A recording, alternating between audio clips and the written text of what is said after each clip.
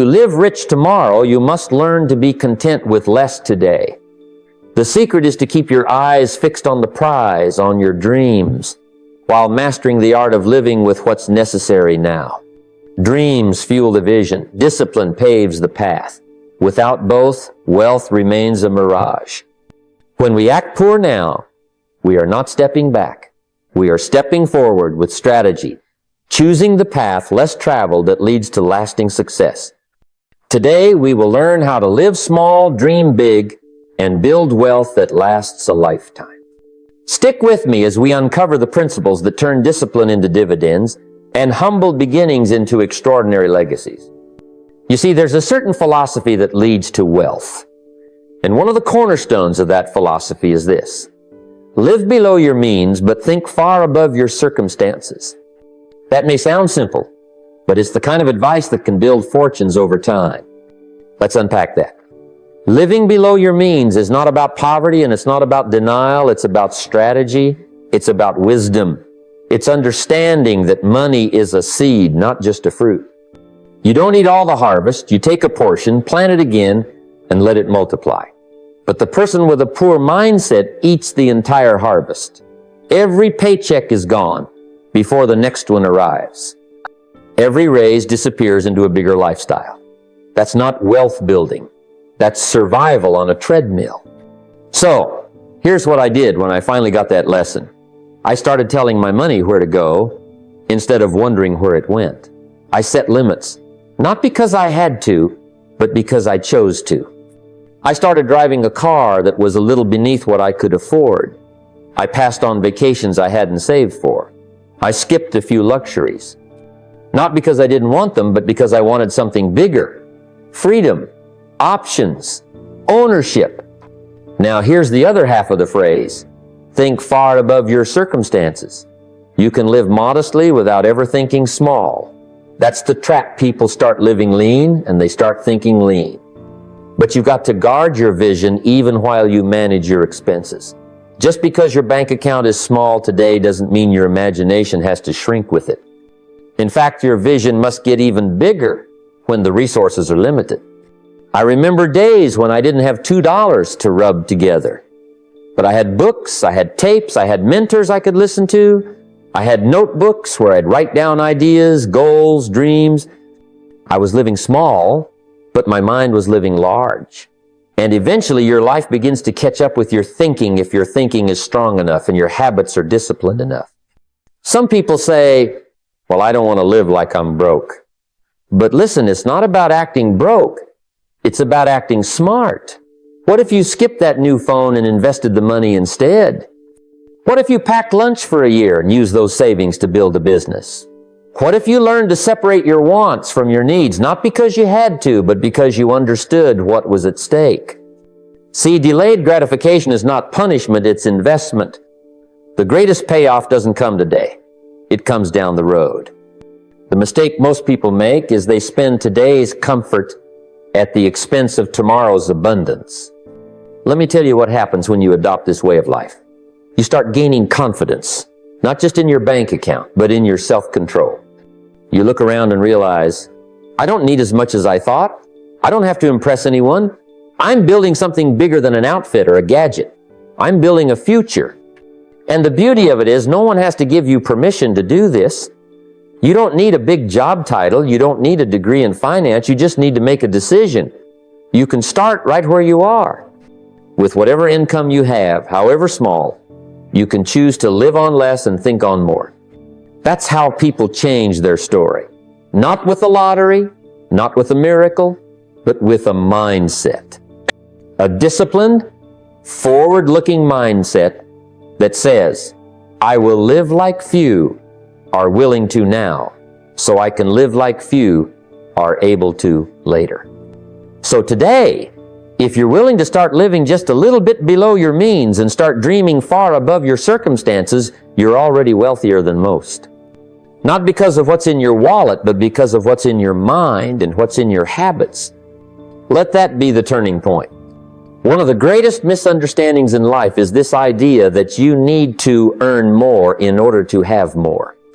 Most people are out there chasing a raise, a second job, or the next big hustle, and there's nothing wrong with more income. But if you don't have the wisdom to manage what you already have, more money will just multiply your mistakes. That's not multiplication, that's acceleration of disaster. See, the key isn't always earning more, it's doing more with what you already earn. And that starts with a shift in how you think.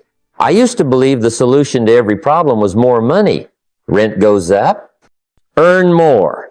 Car breaks down, earn more. Want a better lifestyle?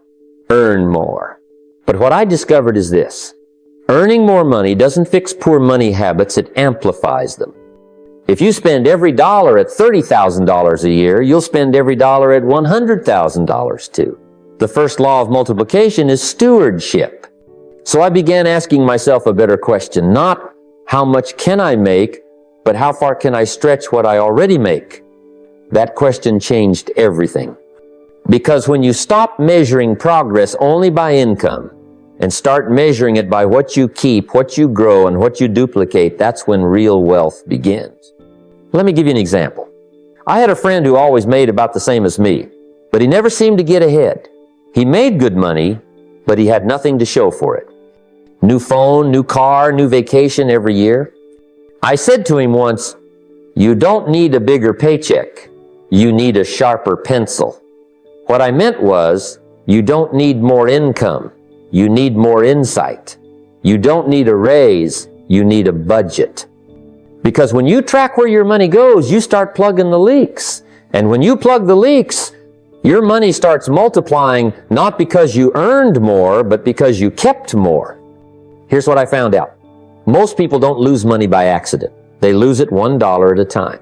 A few extra lattes, a subscription they forgot about, a gadget they didn't need, another dinner out. It doesn't feel like a problem in the moment, but over months and years, those little leaks can sink a big ship. The solution? Awareness, intention, and discipline. Multiply what you keep, not what you earn. But it's not just about cutting back. It's about redeploying those small amounts into things that grow. Take that $100 you saved by not upgrading your phone this year. Invest it. Not just in stocks or funds, although those are good if you learn them, but invest it in learning. Invest it in tools. Invest it in building something that can produce. You can multiply money by using it wisely, not just by having more of it.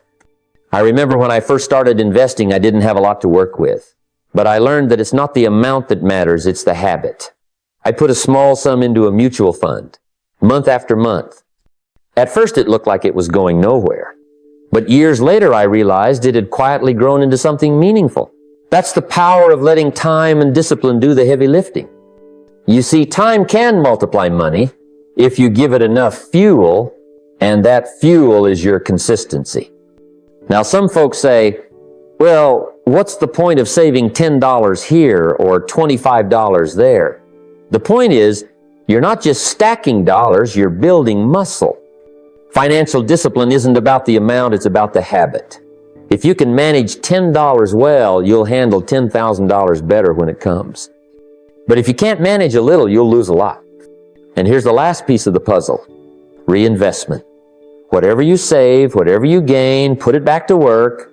Money should not sit idle, it should have a job. Whether it's buying books, building skills, launching a small idea, or funding an investment, it must go back into the system. Earn, save, grow, reinvest. That's the money cycle that multiplies. You don't need a windfall. You don't need luck. You need awareness, purpose, and a process. The question is not how much you make, it's how much you make work. So if you stop looking only at income and start focusing on insight, on managing, multiplying, and moving money with wisdom, you'll begin to see wealth differently. You'll stop chasing bigger checks and start building better systems. And that's when the multiplication truly begins. There's something I learned early on, something most people never pause to consider, and that is this. If you build your life on your paycheck, you'll live in fear. If you build it on your values, you'll live with strength. Paychecks can shrink, disappear, or disappoint. But principles, those last. Those are what anchor you when the storm hits. Those are what let you sleep at night, even when times are tough. Build your house on principles, not paychecks. You see, money is a tool, but character is the foundation. And far too many people try to do it the other way around. They chase the money, hoping that wealth will shape their character. But money doesn't shape you. It exposes you. If you get the money before you get the values, you won't keep either for long. I've seen it happen again and again. A man builds an empire on talent, but without discipline. The first wind that comes along knocks it over. Why? Because he was building a mansion on sand. But what happens when you build your financial life on principles, on integrity, patience, discipline, humility, and hard work? You become someone that success sticks to. Because you've become the kind of person success trusts. You don't get blown off course by every new trend, every short-term dip, or every emotional swing. That kind of wealth, the internal kind, makes you unshakable. I remember back when my income was unpredictable. Sales were up one month, down the next. Sometimes I'd get a windfall, and other times it felt like famine. But I made a decision. Never let income determine your character.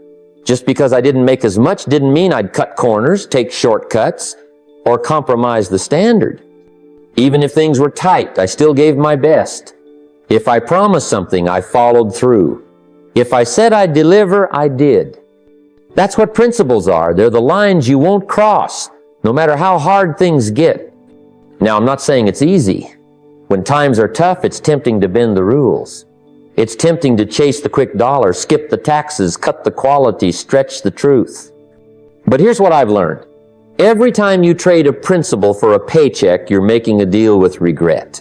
Maybe not right away, but later. Always later. There's a price for every compromise. So instead, choose the narrow road. Choose the long game. Choose the right way, even when it pays less now because it pays more later. Patience is part of this. Everyone wants to be rich by Friday, but real wealth is built on the boring days. The days you do the work even when you don't feel like it. The days you show up, keep learning, stay kind, and stay honest, those are the days that stack up into success.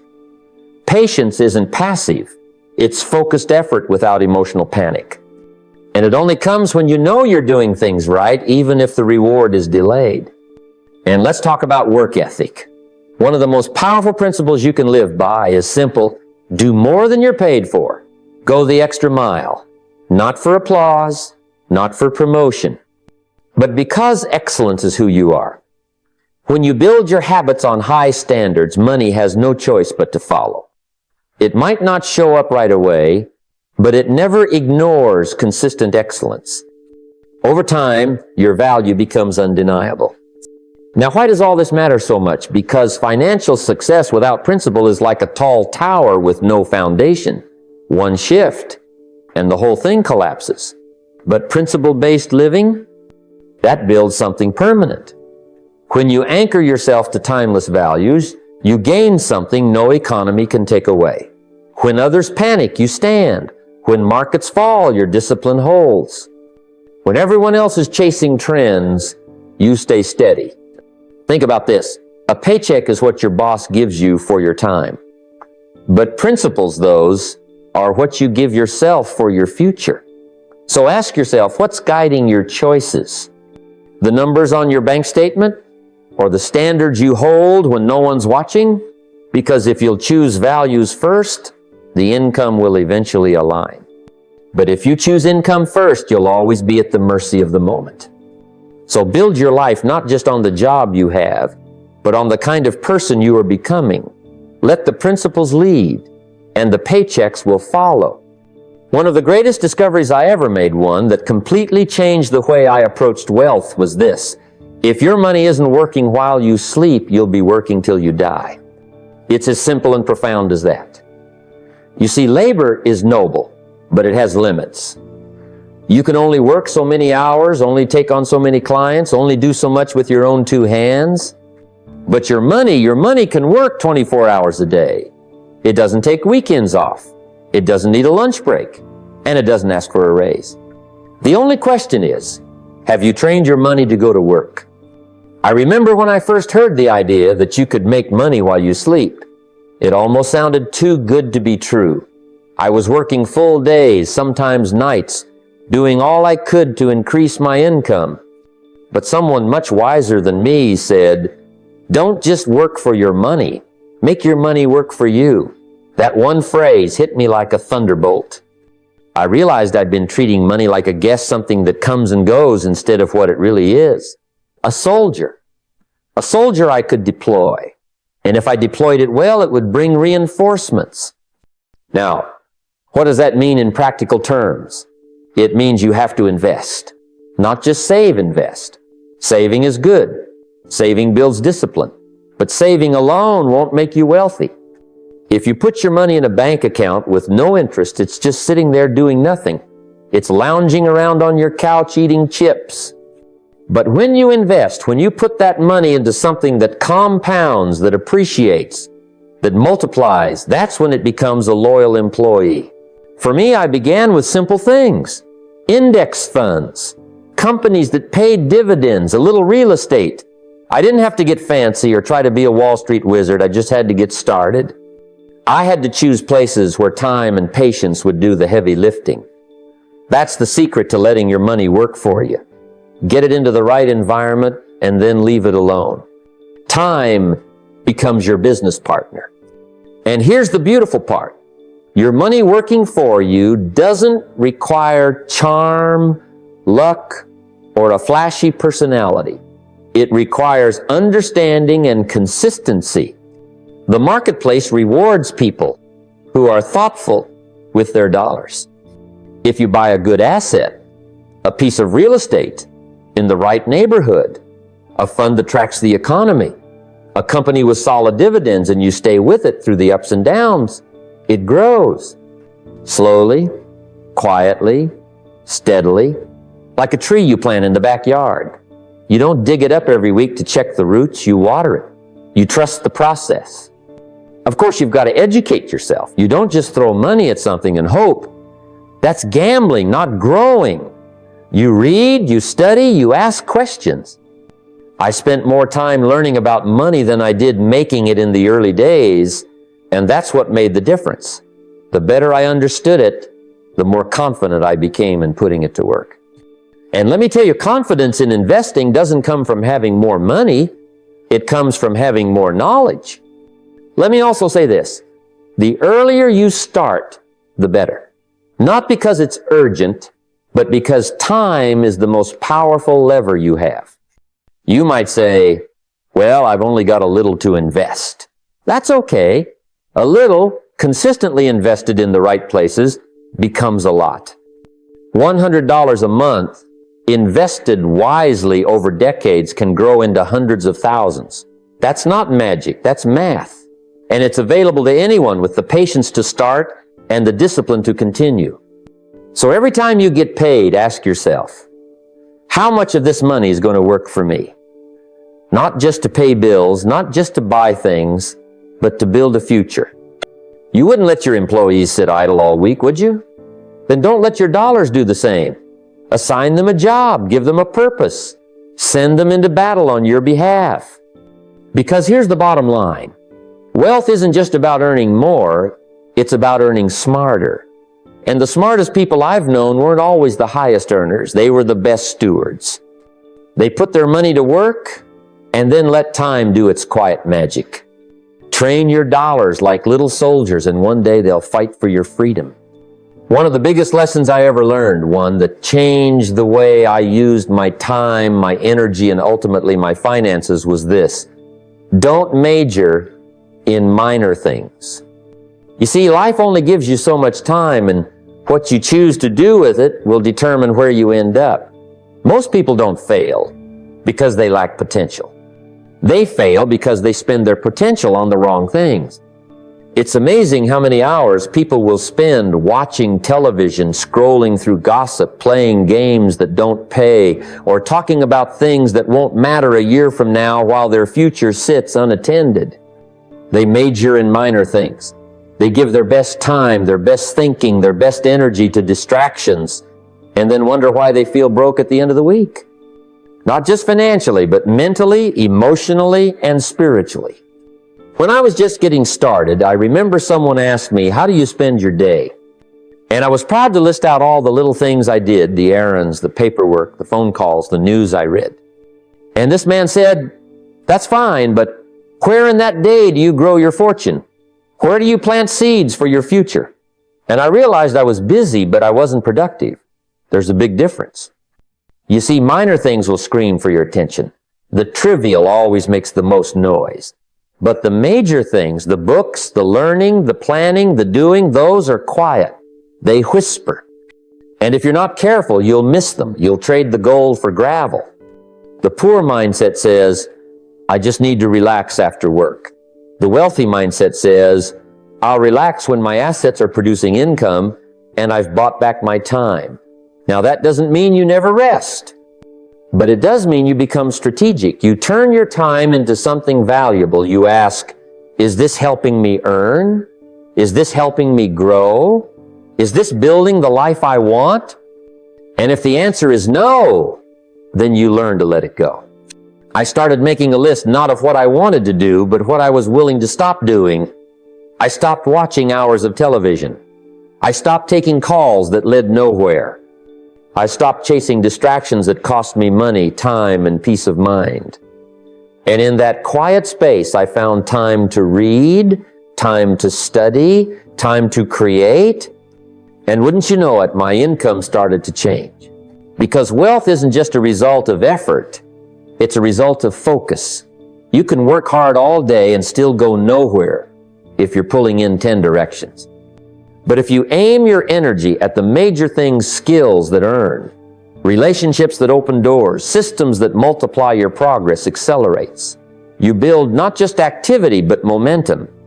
And momentum is what builds empires. Let me give you a simple test. Look at your calendar and your bank statement.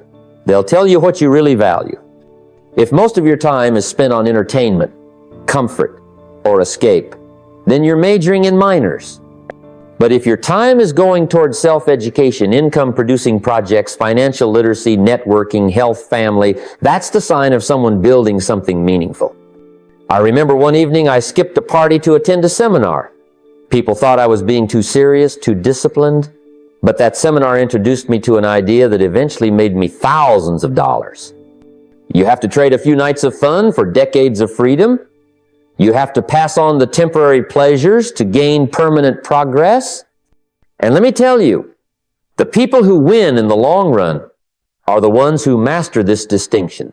They know how to say no to the shallow so they can say yes to the deep. They learn that watching their money grow is more exciting than watching another episode. That peace of mind is more valuable than keeping up appearances. That growth is more thrilling than gossip. So, if you're serious about wealth, about building a future worth living, start by taking inventory of your attention. Your attention is currency. Don't spend it where there's no return. Don't give your prime years to things that won't matter. Focus. Get serious. Major in the majors. Turn distractions into disciplines and let the results speak for themselves. Because in the end, your future will be built not just by what you did, but by what you chose not to do. There's an old principle in nature and in life. You don't eat your seed, you plant it. You don't grind it up and bake all your bread at once. You save some for the next season. And yet in today's world, many people spend every single dollar they earn and wonder why they keep starting over season after season. You see, they're spending the seed, not planting it. When I first started learning about money, someone told me, treat every dollar like a little employee. That was a new concept to me. I used to think a dollar was just for spending, get it, spend it. Then I learned, no, a dollar is a seed. It's potential. You can send it to work, it can reproduce. $1 saved, invested, or wisely deployed can return as 10, 100, even 1,000 if given enough time and discipline. But most people never let their money work. They make it work for just a few hours, long enough to buy coffee, or a gadget, or some indulgence. They treat it like a servant with a 2-minute shift. What a waste. That dollar never had a chance to grow up and become something more. Now here's the principle I learned, and still live by. Save a minimum of 10% of everything you earn, no matter how small. If you can do more, 20%, even better. And don't save it just to look at it. Save it to plant it. Save it to put it to work. Put it in a place where time and interest can work their magic. You see, it's not enough to work hard for your money. You've got to learn how to make your money work hard for you. Back when I was struggling financially, I started small. Just a few dollars here and there. I disciplined myself to act like the farmer. When the harvest came in my paycheck, I didn't spend it all at the market. I set aside the seed. And that's what gave me the foundation to grow. Not overnight, not with luck, but with steady, intentional planting. Wealth doesn't come from big events, it comes from small disciplines. Imagine what would happen if you planted 10% of every harvest you brought in. Just think 10% of every paycheck, every commission, every side income. Over time, that little seed would grow roots. It would sprout. It would multiply. And soon you'd be living not off your labor, but off the fruits of your discipline. You know what's interesting? They say they're too broke to save, but they're not too broke to spend on the latest gadgets or fast food or entertainment. It's not about the amount, it's about the habit. It's about training your mind to think like a steward, not a consumer. And I'll tell you, once you start planting, something else happens. You begin to think differently. You begin to say, that dollar could become 10. That 10 could become 100. You start respecting your money. You start watching over it like a gardener watches the soil. You tend to it. You protect it. And one day, it begins to return the favor. But if you eat it all, if you spend every cent, then you'll be at the mercy of every storm. You'll never know the peace of compound growth. You'll never feel the joy of financial independence. Because seed spent is gone forever. But seed planted grows even while you sleep. Now, I'm not saying don't enjoy your life. Of course you should. But build your enjoyment on discipline, not impulse. Budget for your fun. Plan your pleasure.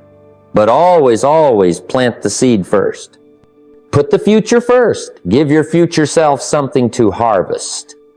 And don't let the smallness of the seed fool you. Don't say, it's just $5. No, it's not just $5. It's a habit. And habits are more powerful than income. Because habits are what create income. The habit of saving, the habit of planting, the habit of watching over your garden, that's what builds wealth that lasts. So the next time a dollar comes into your hand, pause. Ask yourself, will I spend this seed or plant it?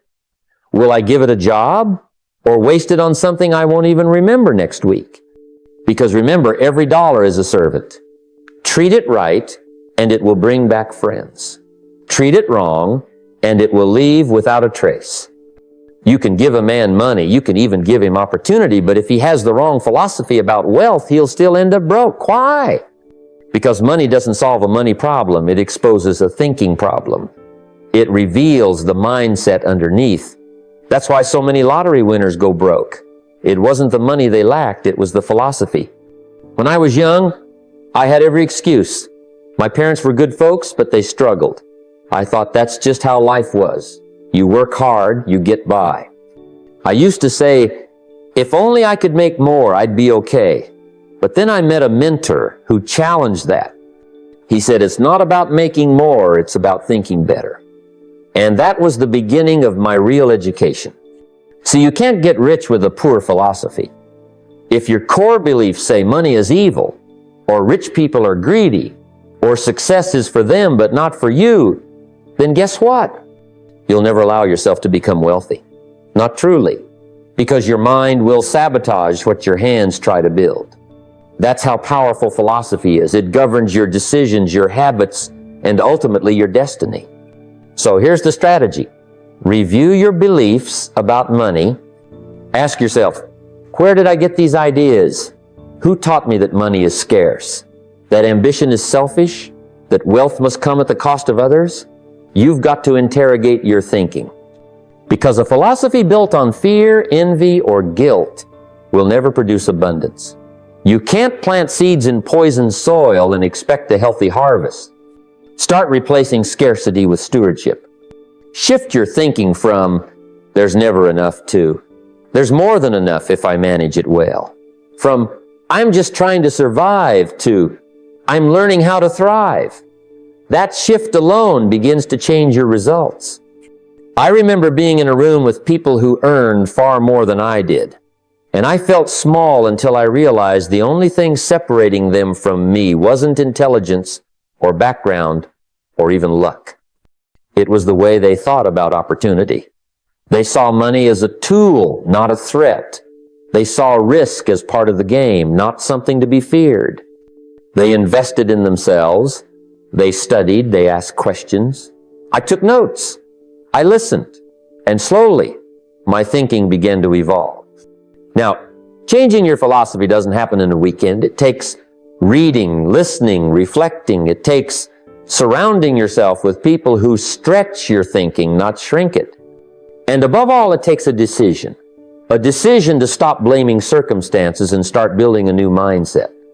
You have to become the kind of person who's not just chasing money, but attracting it because you've built the internal infrastructure to handle it. You've developed the habits, the perspective, and the philosophy of someone who creates value, serves others, and multiplies resources. Let me give you something practical. Write down every belief you have about money, good, bad, and in between. Be honest. Then ask, where did this belief come from? And does it serve me or sabotage me? If a belief sounds noble but keeps you broke, question it. You were not born with a poverty mindset. You were taught it. And what you were taught can be unlearned. Remember, money is not moral or immoral. It's a magnifier. It simply makes you more of what you already are. If you're generous, it helps you give more. If you're wise, it helps you build more. But if you're careless, it disappears fast. So your job is not just to earn money, but to become someone worthy of managing it. That's the real work. So don't just ask, how can I earn more? Ask, how can I think better about earning, saving, investing, and giving?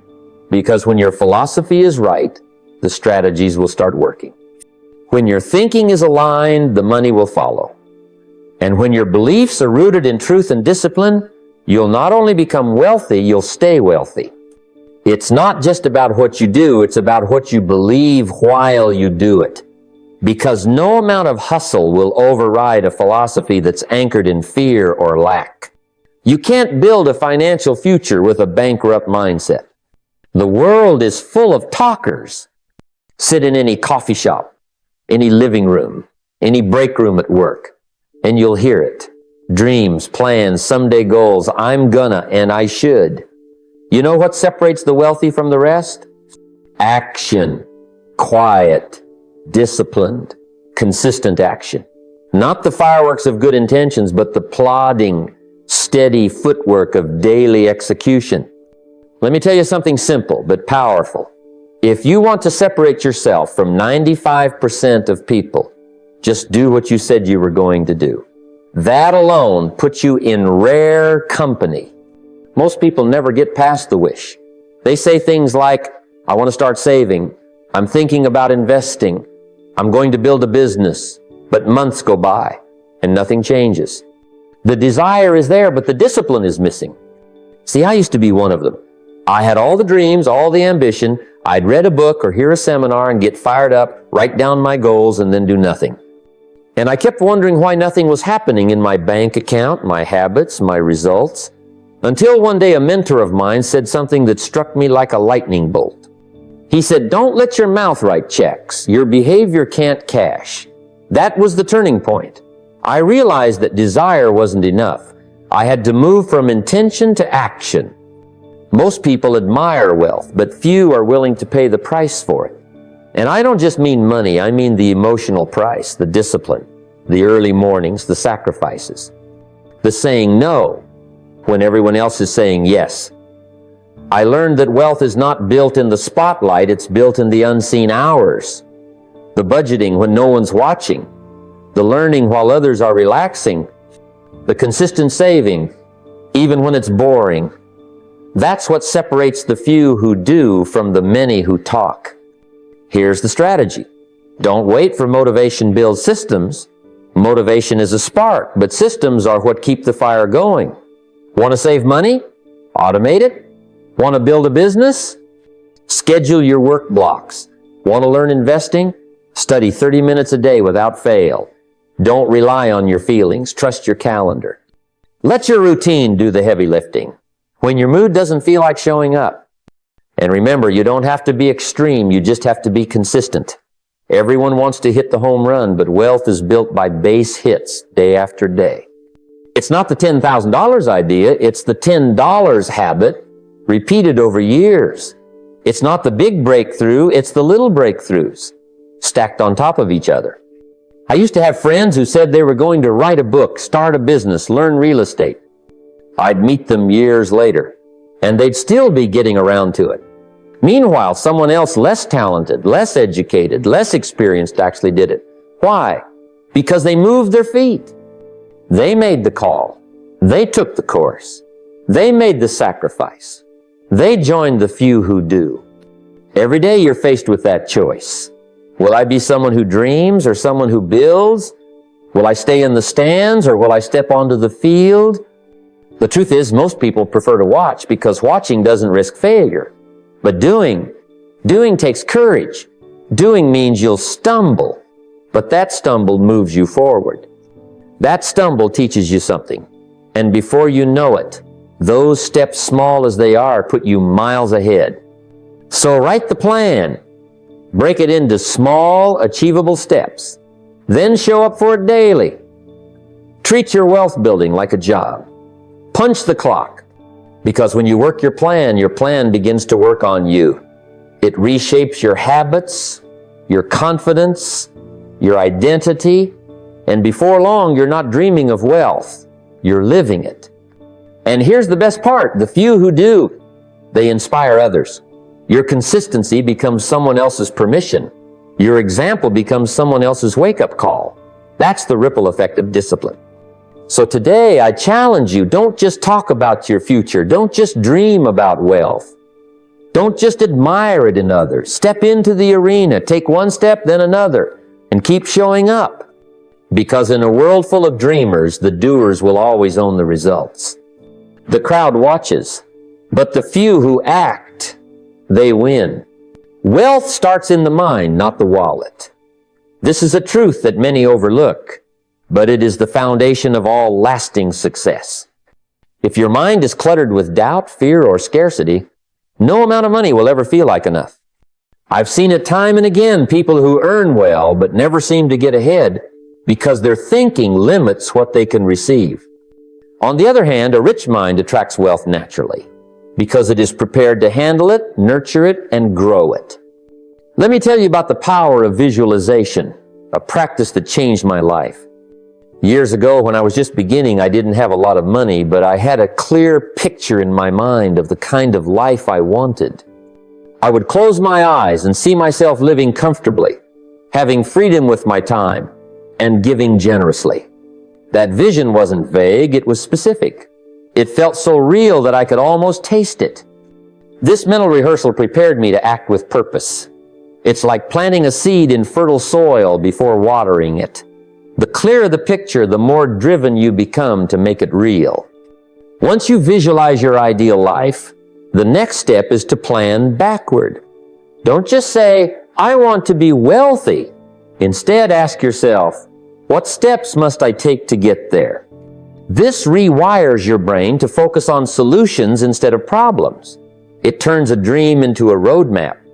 When you think backward from your goal, you naturally uncover the habits, decisions, and actions needed today. This backward planning helps you avoid wasting time and energy on distractions. Of course, visualization and planning mean nothing without action. The moment you decide to think like someone who already owns wealth, you must begin to act like it.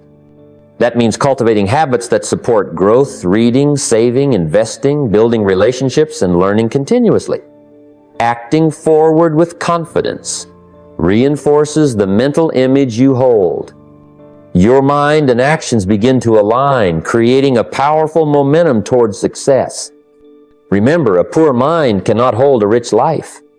You must first cultivate a mindset of abundance, possibility, and faith in your ability. Feed your mind with knowledge. Surround yourself with people who think big and refuse to accept scarcity as your portion. Wealth is born not from luck or inheritance, but from the way you think and what you do consistently. So start today. Visualize your future with clarity. Plan backward with precision and act forward with determination. Your mind is the fertile ground where lasting wealth is grown. That is where true riches begin.